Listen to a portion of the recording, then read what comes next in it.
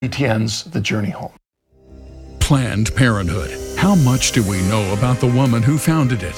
Who was the real Margaret Sanger exposes her disturbing motives and beliefs, including Sanger's ideas on who should be allowed to have children, the ways childbirth can be controlled, her legacy, and more. Discover who was the real Margaret Sanger. Here on the Global Catholic Network, EWTN. EWTN. Live truth. Live Catholic. Hello, everyone, and welcome to Women of Grace. I'm Johnnette Benkovic. We're live today for another Women of Grace simulcast, and it's always a joy to be with you on these occasions via EWTN television and radio, the internet, and all manner of social media. Our phone screeners are standing by to take your calls today and would love to have you with us. Your comments, insights, inspirations, and words of encouragement are always welcome here on Women of Grace. Just write down the phone number when I give it, and we'll do our best to get you on the air. And did you know we are also available to you via EWTN Radio's Facebook page and YouTube channel? Jeff Burson is at the helm, and he will get your comments to us right here. If there's an issue that has been a defining factor in our contemporary culture, it is the role of women, both in society and in the church. Confusion abounds not only with regard to who woman is, but also with regard to her authority and power, her position and her place. Confusion, of course, as we know, is never a good thing, and neither is misinterpretation and error. What we think, as well as what we choose to believe, governs the way we act and conduct ourselves. And that is why it is so necessary to discuss the feminine person, her sexuality, the gifts and talents intrinsic to her, and the role she is to play in this modern day of man. For this reason, I have invited Dr. Monica Miller to be our guest today. She has done extensive work on this topic from an academic and spiritual point of view. And I personally believe she has struck gold not only with her assessment of the situation, but also with her insightful and vibrant view of the feminine person, all based on sacred scripture and the teachings of the church. Her wisdom has been an inspiration to me personally, and that is one reason why she is an adjunct faculty member for the Benedictine Leadership Institute at Holy Apostles College and Seminary in Cromwell, Connecticut. Join us today for a discussion you are certain not soon to forget. It begins a series on feminine sexuality and its authority in the Catholic Church. We are women of grace round the throne of the Lord Most High. And we lift up our praise from the depths of our souls here at Oh, Lamb of God, it is our one desire to see your holy face, women of grace.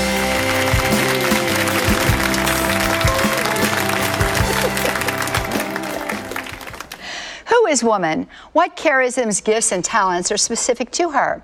What is her authority and how does she wield it? Does she have power in society? What about in the Catholic Church? And if she does have power, what does it look like?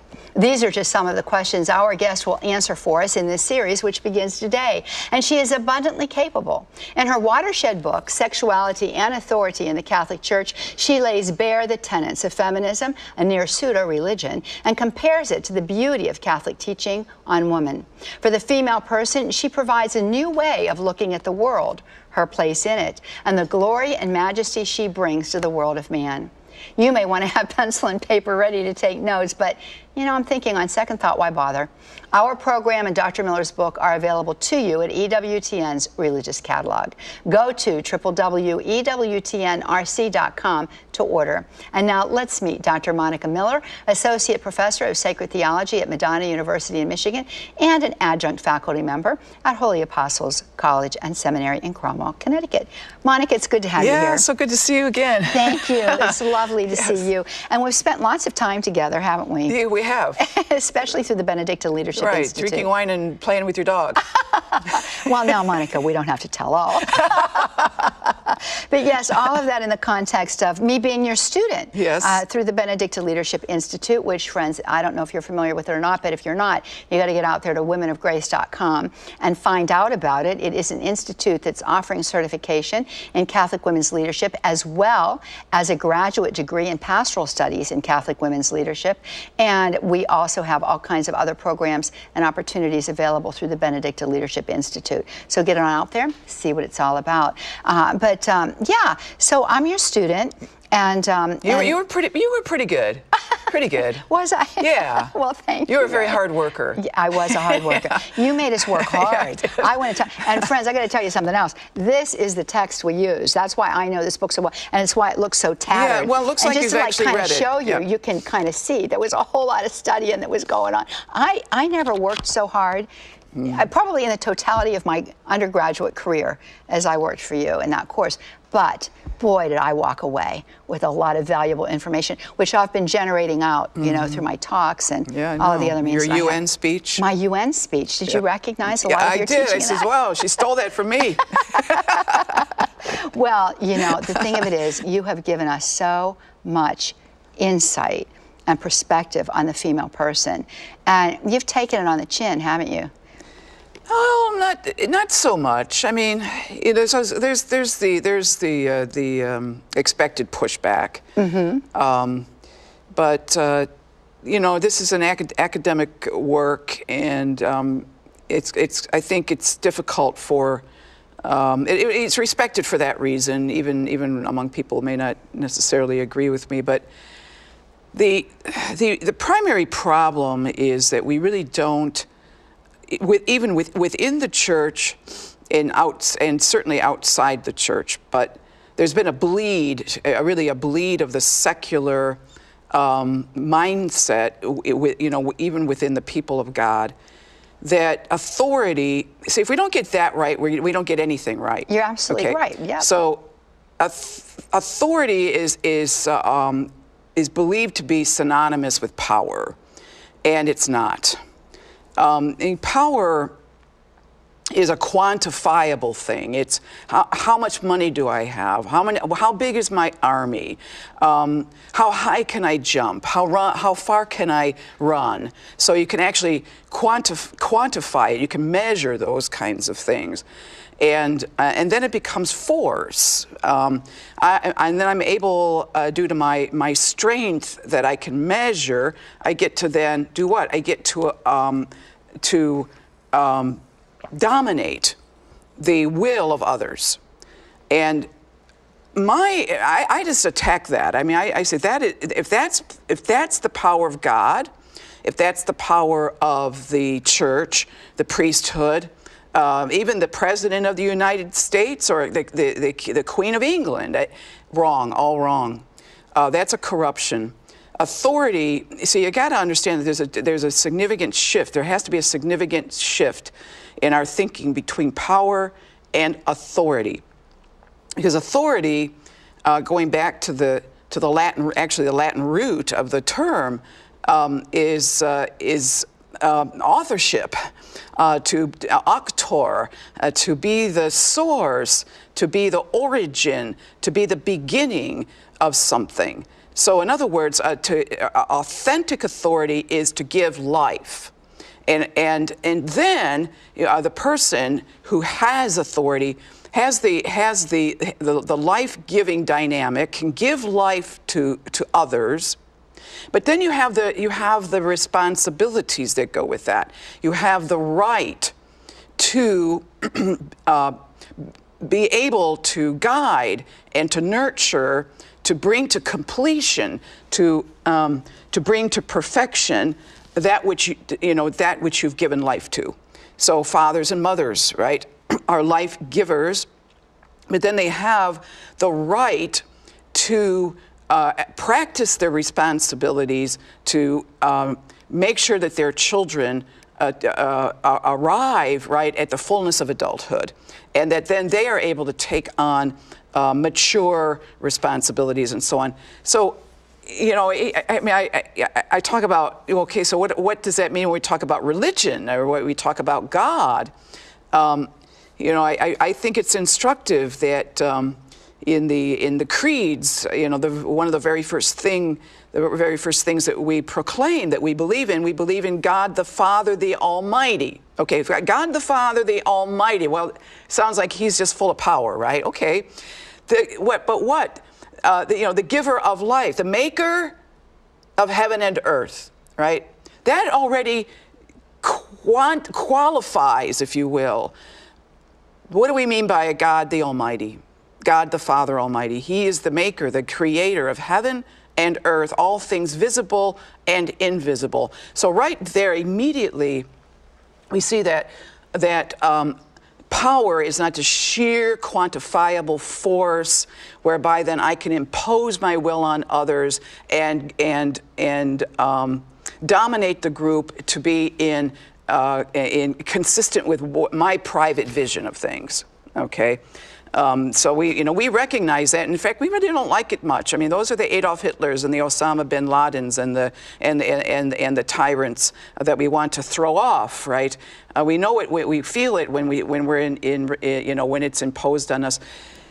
So if authority is the ability to give life, and then the responsibilities to bring that life to its fullness, then that already informs us on the nature of the authority within the church. Mm-hmm. Because, you know, again, there's been so much ink spilled, right, on the only people in the church that have authority are the fellas. Yeah, right? Yeah, it's a patriarchal system. Yeah, right, it's a patriarchal system, inherently unjust, mm-hmm. right? So those are the accusations. And even going back to Jesus, it's already a problem, right? You know, Jesus, first of all, what's the problem with Jesus? He's a man. He's male. Then he only chose 12 male apostles, and then those apostles only have male disciples, and then their authority is only given to male bishops, and then the hands and the feet of the bishops are priests, and so it's just this old boys club, and women are excluded, right? So the feminists, what do the radical feminists want to do? They completely dismantle that is an inherently unjust system of, you know, and they even put it, we may even say, in a kind of class struggle context, even maybe Marxist, context, where we need to eliminate distinctions. Everybody's equal. No one, including Jesus, will have any power that is not shared equally by others. Okay, and then the whole gender thing comes in, because what do you do with the masculinity of Christ? So for the radical feminist, they have to deny it. It's just biology. The gender is just mere external biology. It doesn't actually constitute the person. Right. Okay, so Jesus's maleness is absolutely, completely irrelevant to his acts of redemption, if there are any left. Because if you read my book, it's staggering, it's startling, it's absolutely what are they saying? Because if the radical feminist has a lot of problems. Okay, so for example, what's their primary the primary thing that axe to grind? Okay, thank you. Axe to grind. They are opposed to difference, distinctions. Distinctions equal injustice. So right off the bat, we see that there is in nature a distinction on the biological, physical level between men and women. That's a problem. So the agenda then is to erase the significance of gender. It's, as I said, just biology. And what do we do with biology? We change it all the time. We manipulate it. We alter it. It's really frankly, it's kind of a neo-gnosticism. You know, that the world of matter is an enemy to the soul. That the world of matter, including my body, this physical shell, traps my spirit. And you know, you read enough of the radical feminist theologians. Oh my gosh, they're just shot through with this pessimism regarding the world of nature. You know, we kind of can see this as it's unfolding in right before our very eyes. Well, when we come back from the break, I want you to tell us how we see it unfolding. Yeah. Because all of this is of warp. It's of a warp and a woof. You know, none of this can be exactly segmented from the other. It all leads into the one, and it comes up. I think your analogy to a neo-gnosticism is great. It's a noxious brew of lots of thoughts, and you can't get the ingredients out because it's now all part of the broth. And it's so incredibly non-Catholic in every sense. Absolutely. Well, just the separation of the body from the soul. Yes, exactly. We're a composite of that. Well, we've got to go to a break. Friends, I do want to send you out to EWTN's religious catalog. EWTNRC.com is the place to go. You can get Dr. Monica Miller's book there. There's another book, too, The Authority of Woman or Women in the Catholic Church. It is, it's less academic than this book, but all of the really tremendous logical development of ideas is there for you in a way in which it's a little bit more consumable. I personally like this book because I worked so hard through it. It holds pride of place on my bookshelf, I'm just saying. So we invite you to get out there to EWTNRC.com. Sexuality and Authority in the Catholic Church is available for you there. We certainly do want for you to stay tuned. Remember, we're live today. That means our phone lines are open, and I know that gray matter is working really, really hard. So we want you to call us with your questions. We're going to be right back. Stay with us.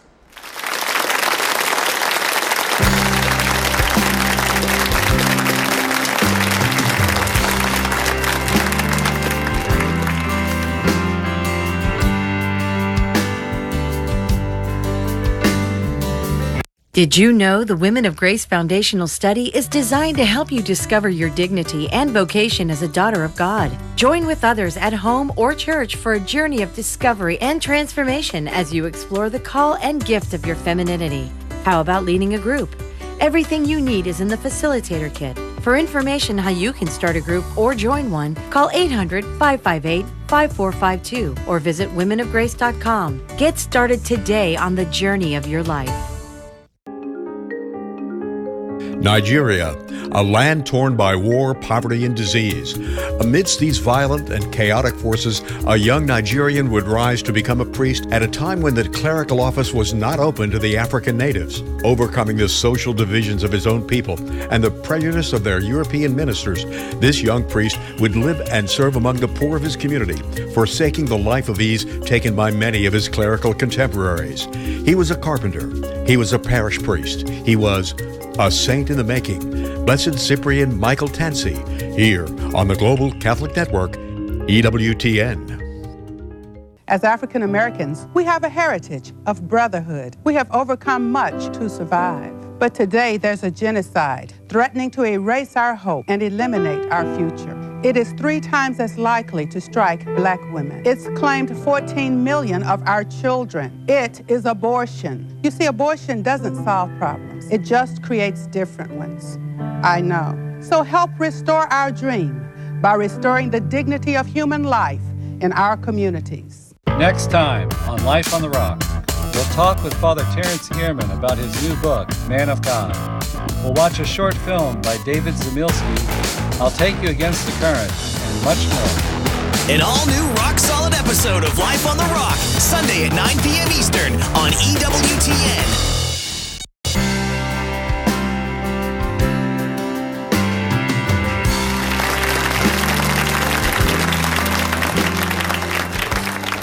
Welcome back, friends. We're visiting with our guest today, Dr. Monica Miller. She is the author of this absolutely remarkable book. It is called Sexuality and Authority in the Catholic Church. It's available for you out there at EWTNRC.com. Her other book, The Authority of Women in the Church, is also available for you there. It's a 1-2 punch with these books, and I cannot recommend them highly enough. They're available for you out there at EWTNRC.com. While you are twinkling those keys, please do stop by and online, visit us. Womenofgrace.com is our website. All kinds of great resources available for you there. If you become a subscriber to Women of Grace Exclusive, you will have a treasure trove of great resources open up to you, and you'll hear presentations by Dr. Monica Miller. So you can go out there and check it all out by becoming a subscriber. We're live for you here today. So I'm going to give you a couple of phone numbers that you can use to call us. 800-221-9460. That's 800-221-9460. Use that if you're in the US of A or Canada. If you're outside of North America, your number, country code 1-205-271-2980. And I always like to remind you, if you're listening via radio, these are different than the normal numbers that we use, right? Now, we always have a patron saint for every series of programs, and I am near giddy to present this patron saint to you. She is an icon for those of us at Women of Grace. She is one of the women that we study in our Women of Grace foundational study. And St. John Paul II told us that in every day and time, God raises up great women who, in union with the Blessed Virgin Mary, bring Jesus Christ to the world and the world to Jesus Christ. Our saint for this series of programs does just that, but she also models for women the gifts of authentic femininity and beckons us to train up other women in the way they should go. With that in mind, let's take a look at the life and witness of Saint Madeleine Sophie Barat. Scripture tells us that God can bring good even out of the worst evils, and this was certainly the case with Saint Madeleine Sophie Barat, whose experience with the appalling violence of the French Revolution inspired her to found an order dedicated to shining the light of Christ's love into the darkest corners of the world. Born in Joigny, France on December the 12th, Feast of Our Lady of Guadalupe, a good sign already, in 1779, Madeleine was the daughter of a cooper who was educated by an older brother who later became a priest.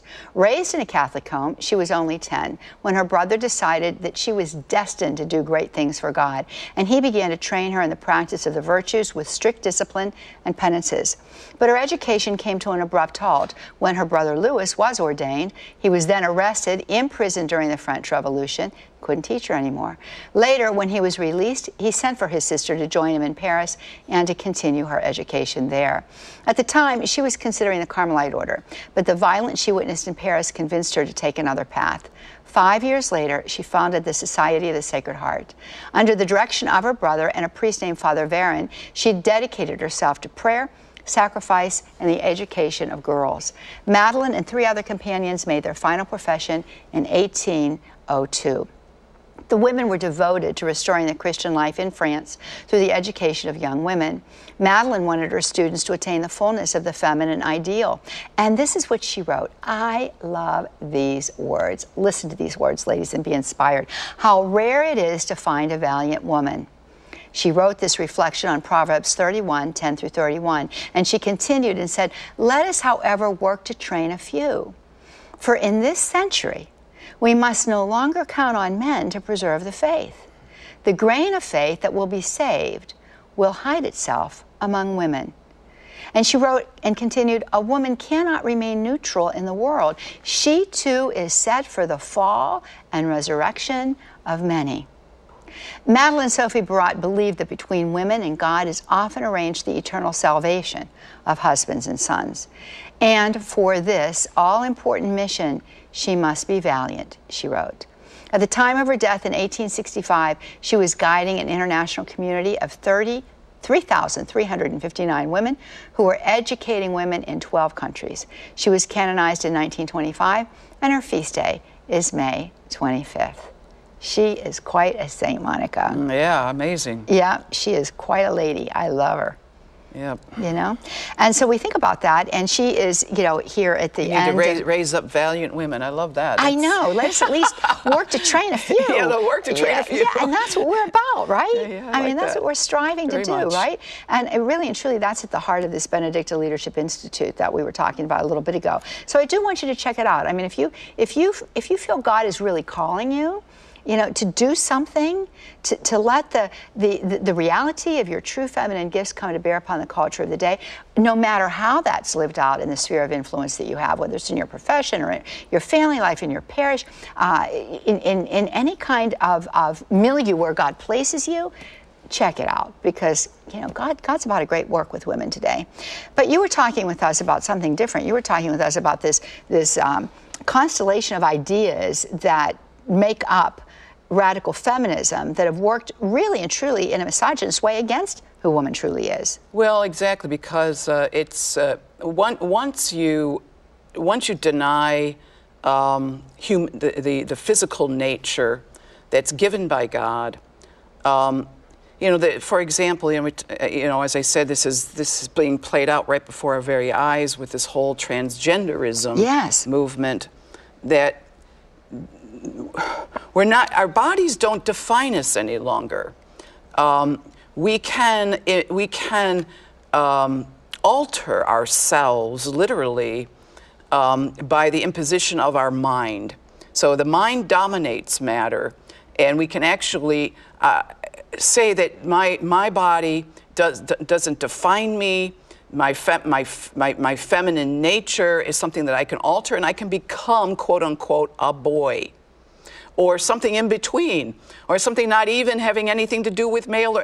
It's just madness. Let me just. It's a total madness. We are insane. We are entering into insanity. Listen, I went to join a website out there because it held some interest for me at this particular moment in my life. So I went to sign up to this, and it wanted to know what gender I was.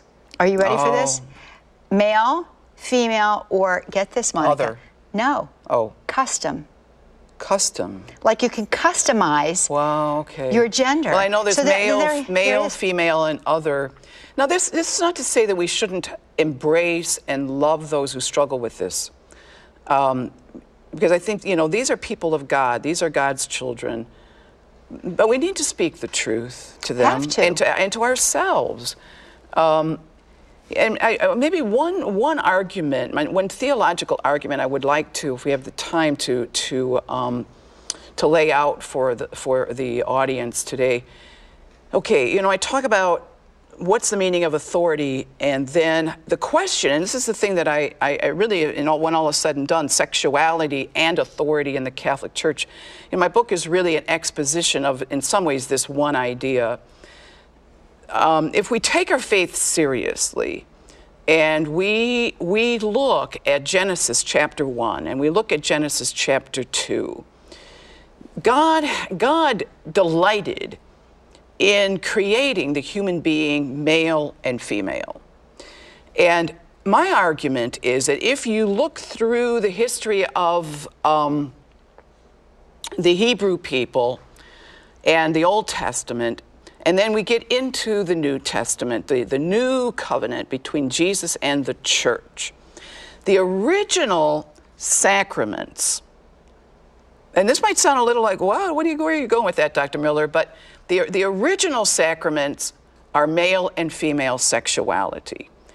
Because from the beginning, and that's a capital B, that's a theological category, right? From the beginning, when God created Adam and Eve, male and female, this wasn't just so they could have children, as important and as holy and as amazing as all that is. The founding of the family, male and female sexuality are sacramental signs.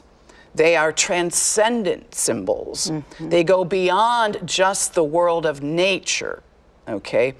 To facilitate the family and to procreate and to have children and then to be mother, father, and so on. Because throughout the Old Testament, and then my argument is that certainly in the New Covenant, this is absolutely fulfilled.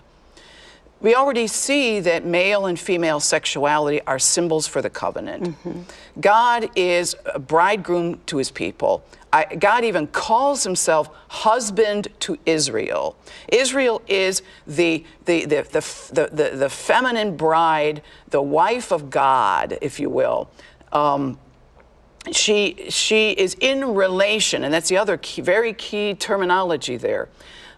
Even going back into the Trinity, all of our existences is not singular. It's not, I don't exist by myself in my own little shell in isolation.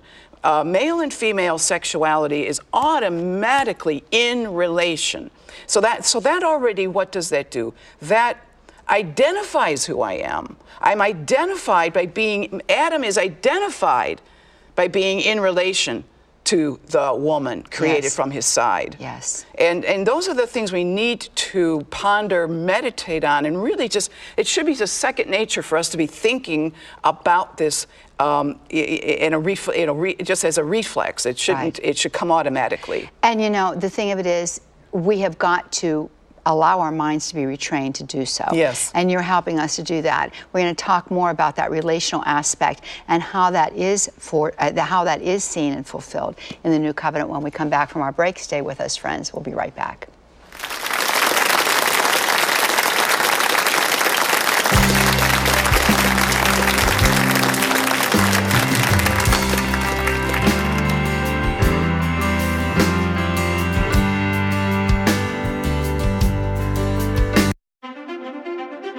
EWTN's cathedrals across America and the Diocese of Richmond, Virginia invite you to a celebration of apostolic succession as they welcome their new apostle and shepherd, the Most Reverend Barry C. Nestout. From the Cathedral of the Sacred Heart, the massive installation of the Most Reverend Barry C. Nestout as the 13th Bishop of Richmond. Today at 2 p.m. Eastern, here on EWTN.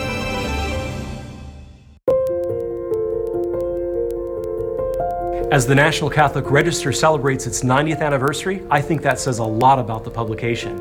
It works. It's solidly Catholic. It presents the teachings of the Church, unabashedly so, and also guides its readers to be even more solidly Catholic themselves. One of the major effects that I think the Register has on its readers is that it elevates the intellect. Whether it be a faith item or a news item, it presents the news and the faith item in a very balanced way. The National Catholic Register fosters great hope among its subscribers and readers. One of the things it does by its very nature is that it helps lead people away from the evils of moral relativism and secular humanism, thereby fostering great hope among its readership. For a 6-issue free trial of the National Catholic Register, go to ncregister.com and click on the 6 free issue banner, or call 800-421-3230 for your 6 free issues. And as you await your first issue, enjoy some of our online content.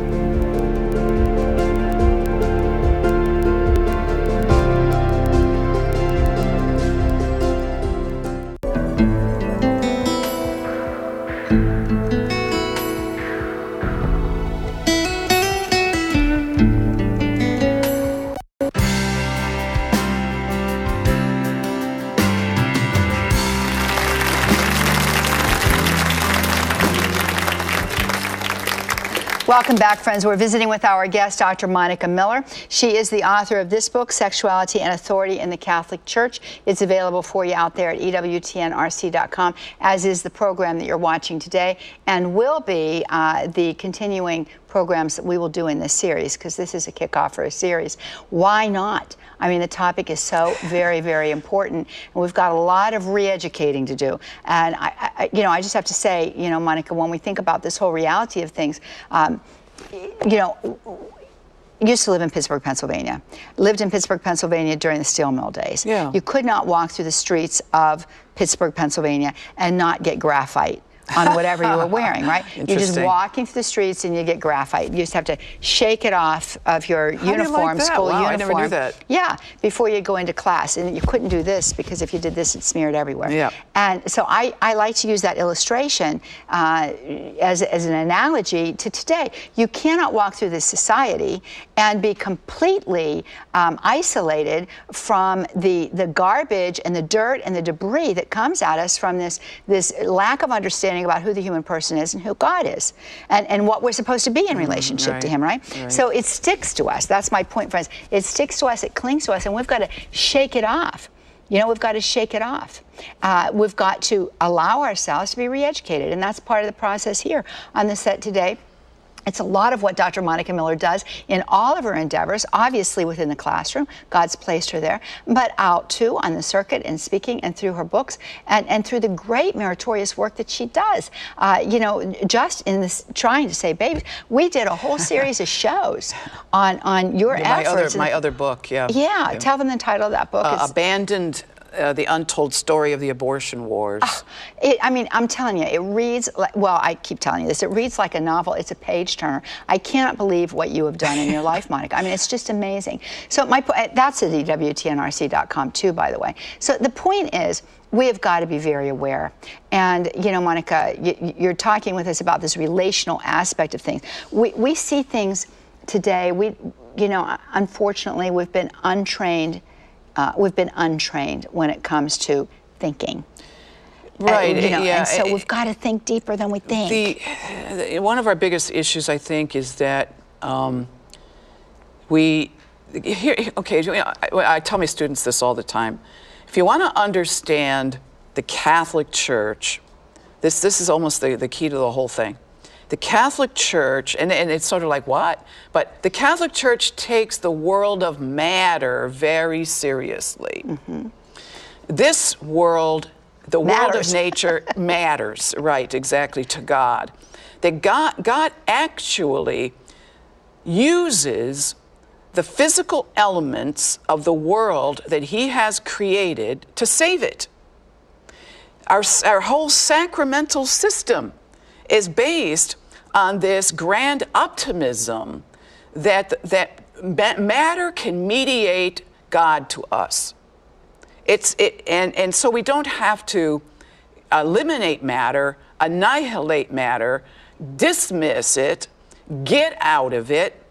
God it's very obvious that God uses it, sanctifies it.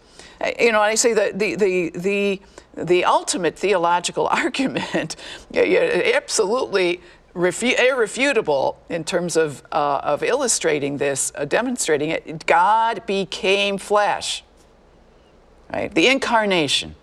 The Word became flesh and dwelt among us. And then, perhaps in a kind of a scandalous way, He became a certain gender. And that's kind of the bugaboo, okay? And then the radical feminists will look at that, and they'll say, "Oh, we got left out." And that's in my chapter on the radical feminist theologians like Rosemary Radford Ruther. Jesus, the male Jesus, becomes a problem for them. Mm-hmm. It's in some ways it's very unsophisticated thinking that we got left out. See, going back to what I was talking about before the break, if from the beginning of creation, so if I'm right, in other words, in a sense, if male and female gender from the beginning are intended by God to be sacramental signs, then you have to ask further questions. Okay, so what does that mean? What do we do? What's the role? What's the purpose? Then, if male and female sexuality are sacramental signs, what has to be understood, and then this is actually the heart of the covenant.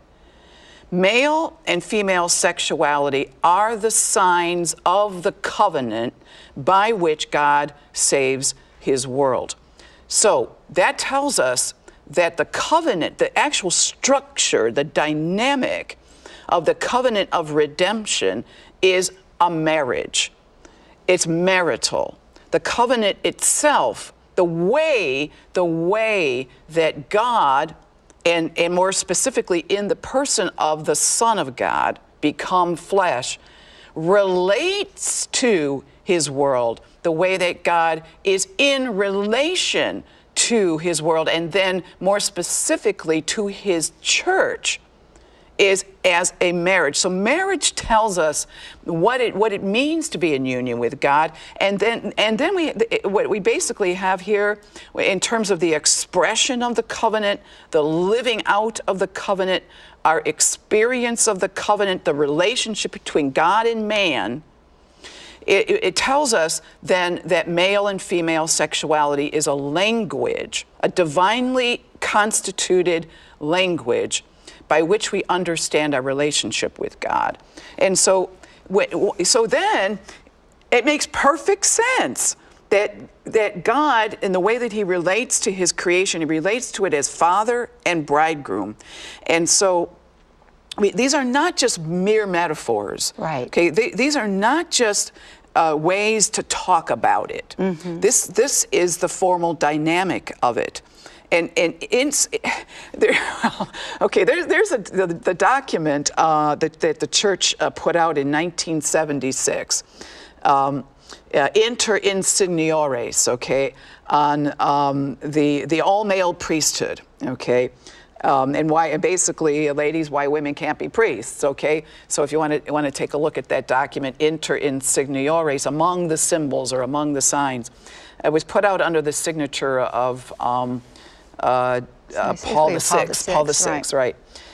It has a very radical statement in there where it says in the original Latin, so you got to get the original Latin to get the real, punch.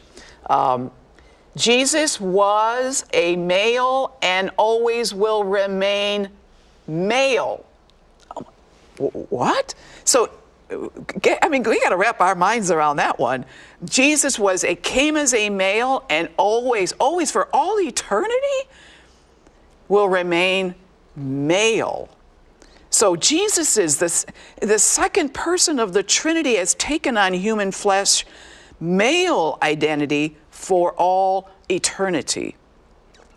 Now that tells us that Jesus then, because if we don't get this part of the reality, then the feminists have got an argument. The feminists have an angst or an axe to grind there. For Jesus to be male means that he is inherently, according to what was given in the beginning with Adam and Eve, Jesus is in relation to his church. And this is a nuptial relation. Wow. Okay, but then that tells us something else. Okay, see, male sexuality in terms of the church is kind of in some ways the easy part. And we want to get at, well, all right, so then what is the feminine responsibility for the faith?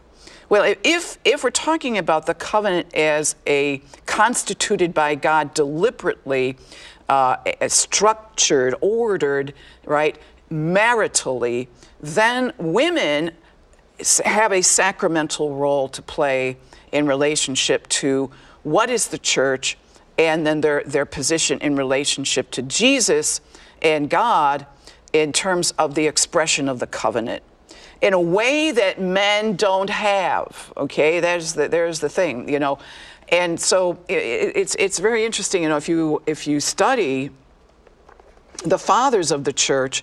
And the feminists would probably say, that's the last place you're ever going to find any feminine authority being articulated. But not so, Dr. Miller. No, definitely not so. I know that from our class. The fathers of the church are loaded with these absolutely, feminine. Right. Who's the one who calls the baptismal font a uterus? St. Augustine. There you go. The Neoplatonist. It's wonderful stuff. We got to go to a break. Okay. Too many breaks, but we've got phone calls too. Okay, good. So we're going to get to the phone calls when we get back. The book we're talking about, Sexuality and Authority in the Catholic Church. If your gray matter is being stirred up and you are thinking and you're saying, wow, this is fabulous stuff, you want to get the book. All of those quotes from the early church fathers too, by the way, are in this book, and I just love to read those. It blows people's minds to hear them speaking in such sexuality terms about things of the church, but two, in such feminine terms. Well, all the positive things that the fathers of the church had to say about women. It is amazing. Yeah, that's another book title. Anyway, we're going to come back with Dr. Monica Miller and you. We've got phone calls. We're going to take them. Stay with us.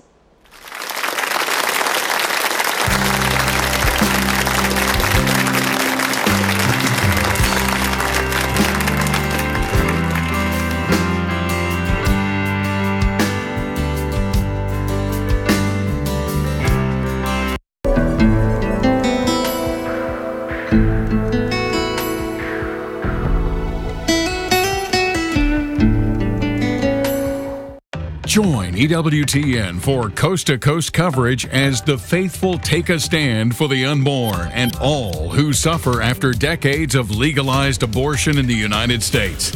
Beginning Thursday, January 18th, from Washington, D.C., it's the opening Mass of the National Prayer Vigil for Life, live at 5:30 p.m. Eastern from the Basilica of the National Shrine of the Immaculate Conception.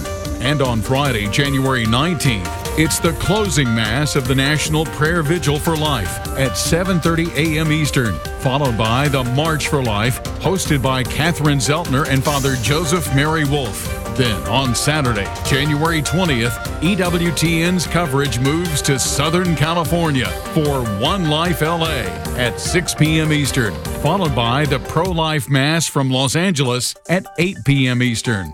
Our coverage concludes on Saturday, January 27th, with the Walk for Life West Coast from San Francisco at 2:30 p.m. Eastern, hosted by Doug Keck and Father Joseph Mary Wolfe. Support life this January. Coverage begins Thursday at 5:30 p.m. Eastern here on the Global Catholic Network, EWTN.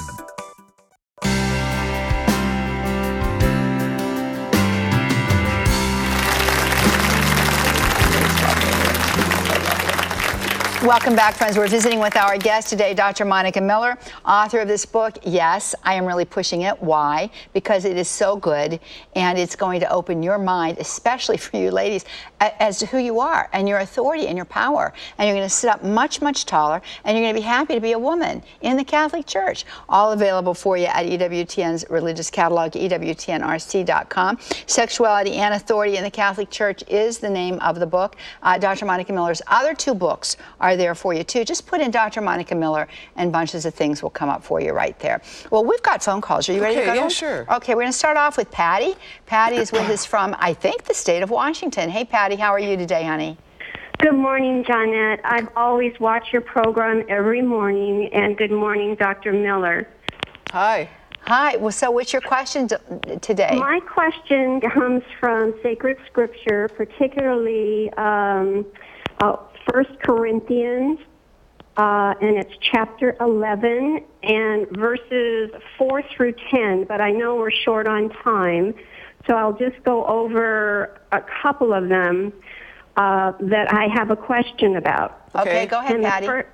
In the first verse 4 says, any man who prays or prophesies with his head covered dishonors his head.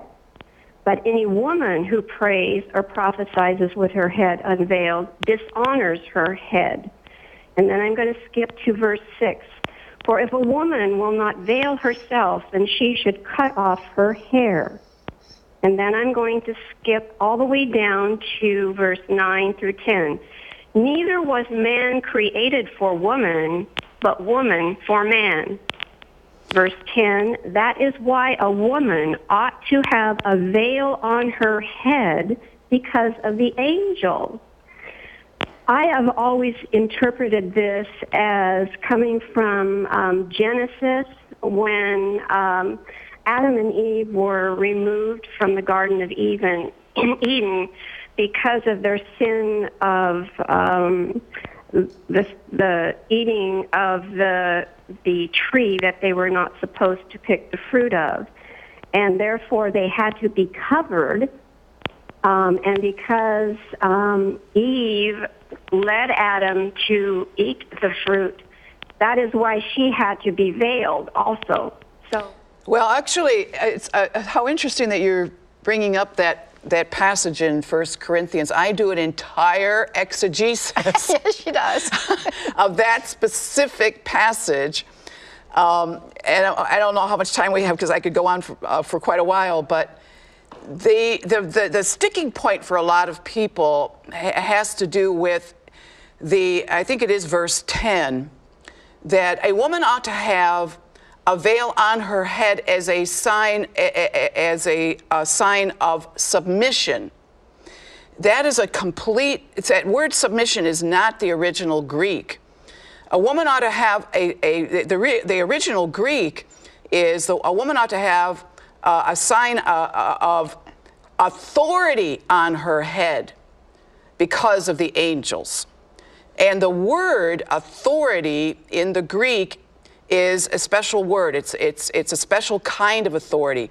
It's not the authority that someone has and then they exercise it over someone else. The authority, that veil, is a sign of her authority. The word is actually exousia. Exousia is the sign of authority on her head is exousia, and it's the authority that the woman exercises on her own behalf. It's her authority. And that whole passage, it's a tricky one, I have to admit. At first glance, if you don't read it right and you don't really have the proper exegesis, the proper interpretation, it looks kind of chauvinistic, but it's not. If you go, because the woman's authority, she has, it's a liturgical authority.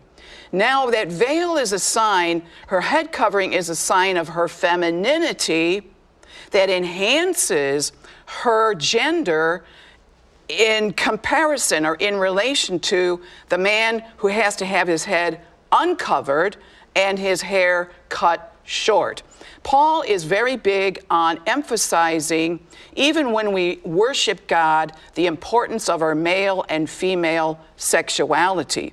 So based on Genesis chapters 1 and in particular Genesis chapter 2, where the distinction between the man and the woman is important, being in relation.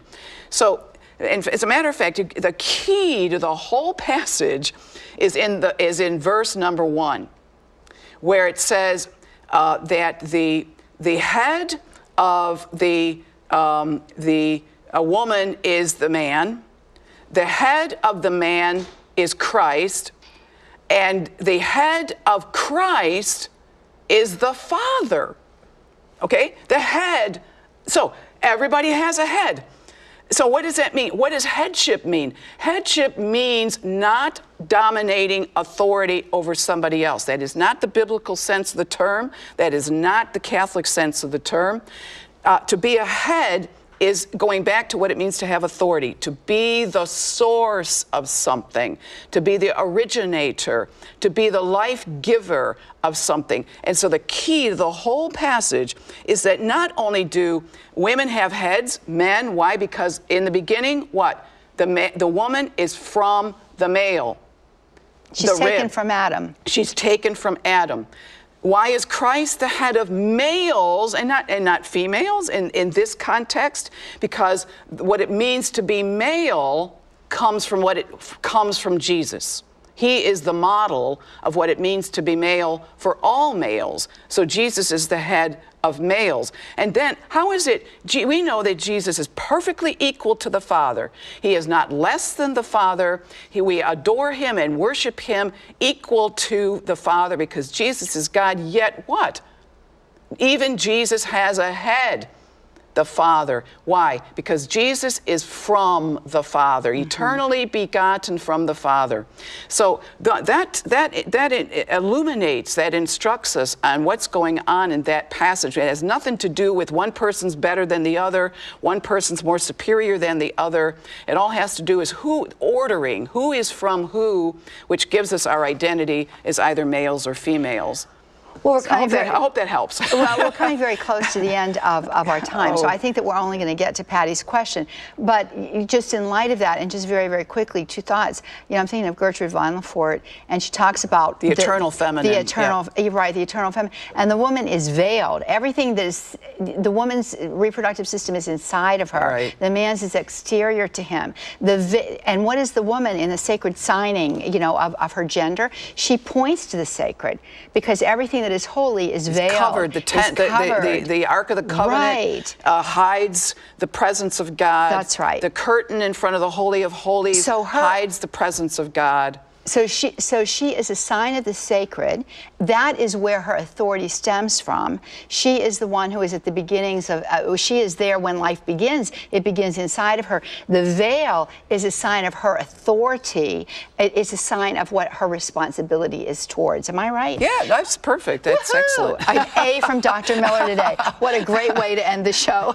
And we're going to have to do just that. And I'm so sorry we couldn't get to all of you, which tells me that you're going to really enjoy the other other programs in this upcoming series. And we'll get Dr. Monica back on live, and maybe we'll just open up the phone lines right, at the very start of things so that you can ask questions. What do you say? Will you come back? That'd be perfect, yes, of Oh, course. goody gumdrops. I'm so happy about that. We're going to send you off to EWTNRC.com. That's EWTN's religious catalog website, EWTNRC.com. If you loved the show, you got good news coming, because it's available for you there, as is her book, Sexuality and Authority in the Catholic Church. This is the one that she's really been talking out of today, but she's got other good books out there. The Authority of Women in the Church, also excellent, kind of like a I don't know what you'd call it, sort of like an abridgment of this. An abridgment, it written for the non-student, in there a you sense. go. Yeah. And that's the majority of everybody, so get on out to EWTNRC.com. God bless you. Bye.